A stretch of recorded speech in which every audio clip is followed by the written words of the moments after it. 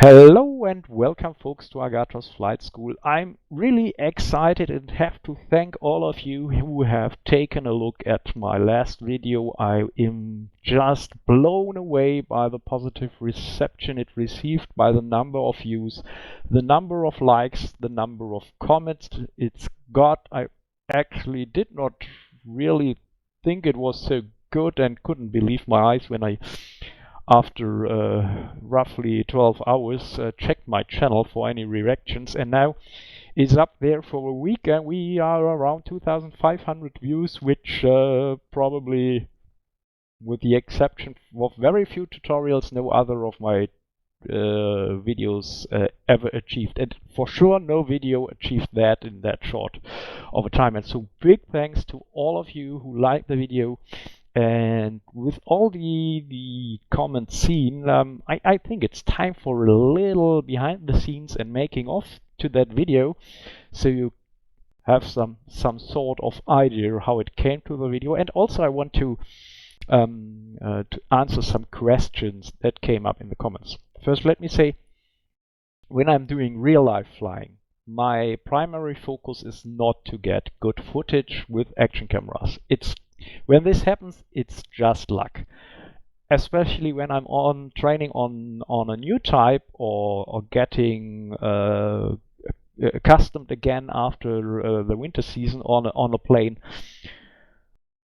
My priority is safe operation of the plane and not getting any footage. So actually, myself and you are very lucky that when I started my training on the Mustang, in the third season I actually felt confident enough, so I thought, okay, now I got a little spare resources and I can try to get some action camera footage.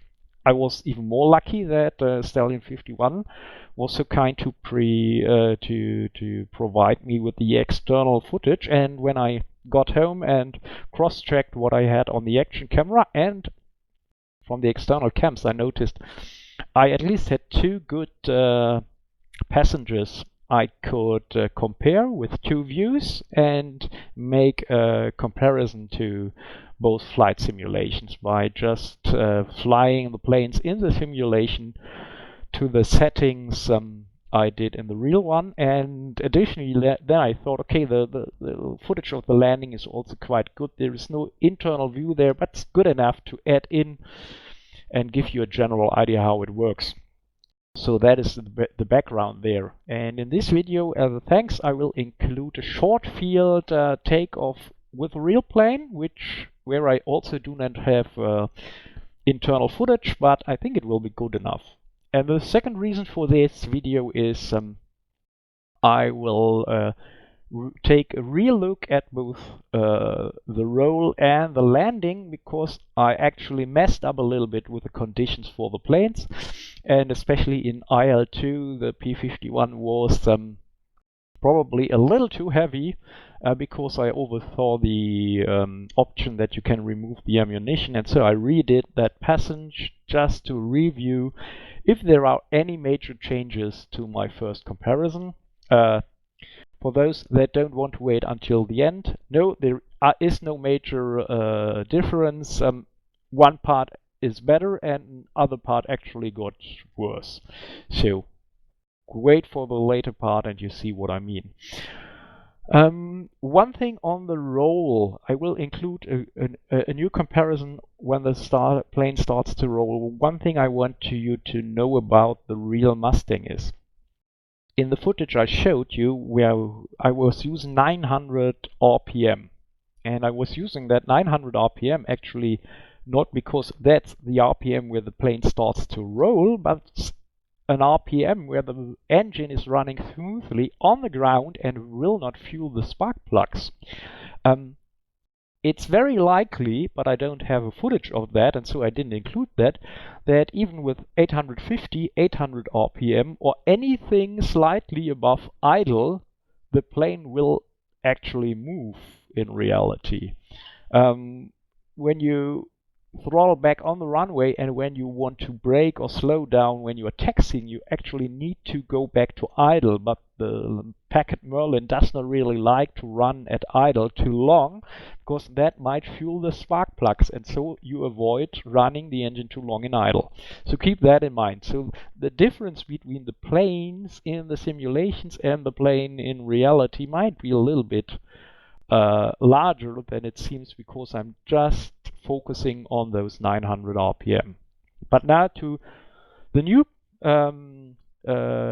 passage I include here, and that is the new sequence. It's a short field takeoff. The last time I showed a rolling takeoff. A short field takeoff, it's somewhat different. It's much quicker, it's sportier, because you want to get out of a short field. Here are the conditions for the short field takeoff. The trim setting is the same: rudder 6-degree right, elevator neutral, aileron neutral. We keep the flaps fully up. The propeller is full forward. We want to have all available power. And then when you are lined up on the runway, you will apply the brakes. You will then throttle up to 2,300 RPM, check if everything looks okay, and then you release the brakes and quickly and smoothly throttle up to 55 inches of manual pressure, the takeoff setting we are using in the civilian TF51. You also immediately try to raise quickly try to raise the tail, and after that is done, you immediately start to feel for lift and let the plane fly itself off the ground as quickly as possible. The entire takeoff is a lot quicker than the rolling takeoff, and I included here, I don't have internal footage for that, but so you get an idea how the plane reacts when you apply the throttle at a much quicker pace. So you have an idea how the torque affects it, and it's actually not so much. This time, for the footage in DCS and in IL2, I have taken care that both planes are, at least fuel-wise, ammunition-wise, and equipment-wise, as good as I could, are in the same condition. And this time they are actually listed here, which means for DCS I got no ammunition, I got 800 pounds of internal fuel, which translates to 500 liters. I got a K14 gun sight, and in DCS this results in a takeoff weight for this demonstration of 8,624 pounds. In IL2 I have more or less the same conditions. I can choose no ammunition, 500 liters fuel, a K14 gun sight, but to some knowledgeable guys from the community that helped me out here, this results actually in 8,760 pounds of takeoff weight. So the IL2 Mustang is roughly 140 pounds heavier. This should also be a short note at this point. I try to keep the conditions in the simulations as close as possible. There are some differences to the real plane, but I actually think the TF51 is a pretty good comparison. The reason for this is the following. Many modern day Mustangs, especially single-seaters, that do not have the fuselage tank, that have removed ammunition, cannons and armor plating, tend to have a CG that is much more forward than a World War II Mustang. The TF51, which in the first planes were actually built around 1948, 1950 to train pilots from the Air National Guard, I think, does not seem to have that CG problem, and this I take from the handbook of the 1950s, where both planes are described side by side, and there, for the trim settings and for the CG, there are no difference noted between the single-seater fighter and the dual-seater trainer. And if you take a close look between a single-seater Mustang with a jump seat and a real dual control TF51, you will notice that the second cockpit in the TF51 sits a good portion further back in the fuselage. And so I think the position of your flight instructor actually works to some extent to offset the missing ammunition and the missing cannons. And so I think it's a good comparison when it comes to center of gravity. In the maximum takeoff weight, probably the TF51 is still lighter than the single-seaters in the simulations. But the good thing here is I have a low internal fuel load, a rather low internal fuel load on both simulations, while for the TF51 the takeoff the training was started with full fuel tank. So I actually think it's hard to match that up more. So now let's just hop into the sequence of the real plane and take a look at that short field takeoff. I want you, I'm standing and lined up and prepare the takeoff. I want you to note the change in RPM on the propeller. First, we will go up to 2300 RPM. You will note that here we are still running at idle. And you will see when that spins up, there it goes. Then I release the brakes and then I throttle up further. You see, now I'm throttling up. And note on the markings on the ground how quickly I actually get up into the air. And there the tail already is in the air. And now the plane is flying. And the entire throttling up takes, I think, roughly, if you have stabilized at 2300 RPM, from the moment you release the brakes till you hit 55 inches, it's around 5 to 6 seconds. In the real plane, everything takes a little while because you have to remember there's a lot of fuel, there's a lot of oil in the system, and a lot of mass that needs to be accelerated. And now we are sitting in the IL2 P51 and we are doing redo the rolling test. And if you take a close look, I try to move up the RPM indicator in steps of 50 to maximum 100. The plane starts to roll at around 1300 RPM. So there is, with the missing ammunition, and there is a noticeable change. So here IL2 got a good deal closer, about 150 to 200 RPM closer to the real one. So weight seems to have a pretty large effect in IL2. We do the same thing again, and at almost spot on 1300 RPM the plane starts to move. And now I'm preparing for the short field takeoff. So applying the brakes, throttling up 2300 RPM, and then release the brakes, quickly throttle up to 55 inches, and it works out very good. So again, same thing here like in the rolling takeoff, works, feels, looks very close to the original. No differences here. So now I will move into the pattern, and because this time I am absolutely sure about the conditions the planes are in, we can have a look again how the plane handles here. We are setting to climbing power. I still, even with the reduced weight, at climbing 46 inches to 700 RPM, I still feel that the IL2 Mustang is underpowered. And underpowered in a way that cannot actually be explained by the 140 pounds difference to the DCS one. You will also note this time I try to just focus on my view as I turn the head in virtual reality, but sometimes I will change the camera quickly to give you a look at the trim wheel, because that is the thing I noticed immediately, more or less.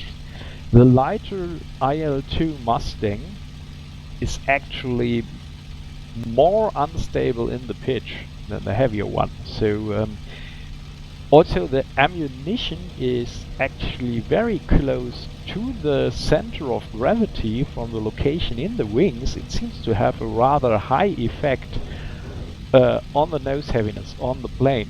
And if you really take a close look on the trim wheels at different positions, and I show it to you, I need a lot more back trim to have the plane rather keep its nose attitude. And even then, I tried that a couple of times. Here I take a close look. Even with almost full aft trim, there is a strong tendency of the IL2 P51 to drop its nose. Again here, because of this, I'm coming in too low, because it's just having a hard time getting the right attitude, or still the plane feels to have the wrong attitude and sink. But what is nice here, you see I do the long approach. I this time here get a very nice wheel landing. So also this, I have to say, the contact when the wheels touch the ground is a little weakness in both simulations. It's very hard to really get the plane as softly down as in reality. The slightest vertical movement usually results in some bouncing and nose up and down swinging and so on. So here at least I demonstrate that you can really squeeze the IL2 Mustang on almost in the same way in the almost perfect same way as I did in DCS. And here again, take a look at the trim wheel.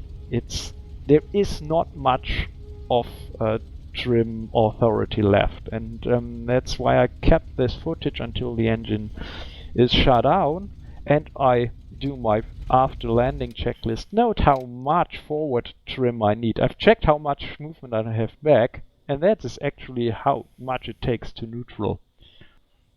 And if the plane gets even lighter, I'm probably running out of elevator trim in the IL2 Mustang. Now we are in DCS. I also redid the RPM roll test here, preparing the plane for the takeoff. And it's this. Interestingly, the change in weight does not seem to have changed here compared to the last footage. The DCS Mustang is almost 300 pounds lighter, or more than 300 pounds lighter, because I reduced the internal fuel load. But actually the plane does not really seems to be affected on the ground. I read in some comment that someone said that sometimes the DCS planes feel like they are glued to the ground and start to creep forward, and that's exactly the feeling I had here. Now I prepare the takeoff. Same as release brakes, quickly throttle up to 55 inches, and in DCS I noticed that the takeoff was a little bit more difficult, and the plane had a tendency when I raised the tail and tried to get airborne to pinch a little, to draw a little to the right. And here may be a little weakness on the side of DCS. It seems that the gyroscopic effect might be a little too strong here, because I noted this on some other occasions too. It's not much, but the quick takeoff in IL2 was a little smoother. But once we are airborne and we are stabilized in the climb, the picture again reverses. While in IL2, the entire, from the time I'm in a stabilized climb with 46 inches, 2700 RPM and a good climb speed, the side picture in IL2 simply does not look like the real plane. And in DCS, when I fly this pattern, I find myself to have to pay attention to the exact same details I did in the P51 training, which means I had to reduce power pretty early to not over exceed the gear speed. I had to also reduce power pretty early to not over climb the pattern altitude. And once I'm in the pattern and I've stabilized for the speed to drop the gear and so on, more or less again, like last time, everything looks and feels so close to the real thing that I cannot make out a difference. What I really like about this approach is I have taken a little bit more care about my speed. I actually came out a little too high,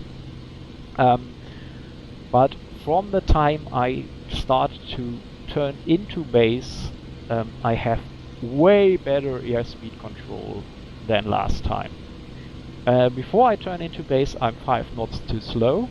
Once I hit the base, drop to 30 degrees of flaps, I'm more or less spot on when it comes to the speeds. I have my 130 knots with the 30 degrees of flaps. When I reduce, when I put down flaps to 40 degrees, the speed reduces to 120 knots. Then I put down the gear, flaps completely, check that the gear is down and locked and in the detent. The speed moves down to 110 knots, and when I'm over the threshold, I'm almost on the point hitting 100 knots. But, and that's good, so we have this demonstration here. My speed control is very good, the side picture is very good, but in the flare or in the wheel landing, this is just how a DCS wheel landing normally looks like, not the perfect one I have. And as I said, it's one of the weaknesses of both simulations.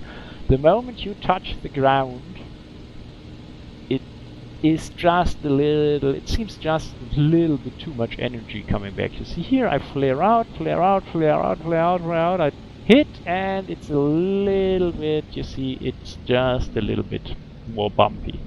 Not as perfect, not as bad. The fun part here is that this landing looks actually worse than the worst landing I think I did in the real one, and there I got some good calls from my instructor. So this might just be a weakness of both simulations. So shutting down here, also going through my entire shutdown checklist, and just to show you how different the pitch axis trim is. Here you see what I used, and at that trim setting the nose actually did not really drop. And you see how few movement of the elevator it takes to put it back to the takeoff position compared to IL2. So this is really a major difference here between both simulations. How the pitch trim and the pitch axis seems to react to different conditions of the planes. So I hope you liked that follow-up. I hope you also saw that there were no major faults in the first comparison, and I put those points here up again, so you can be assured I try my best to make the comparisons in the conditions of the planes as close as possible. Hope to see you again here in the future at Agathos Flight School. Always happy landings and happy hunting. Bye bye, your Agathos.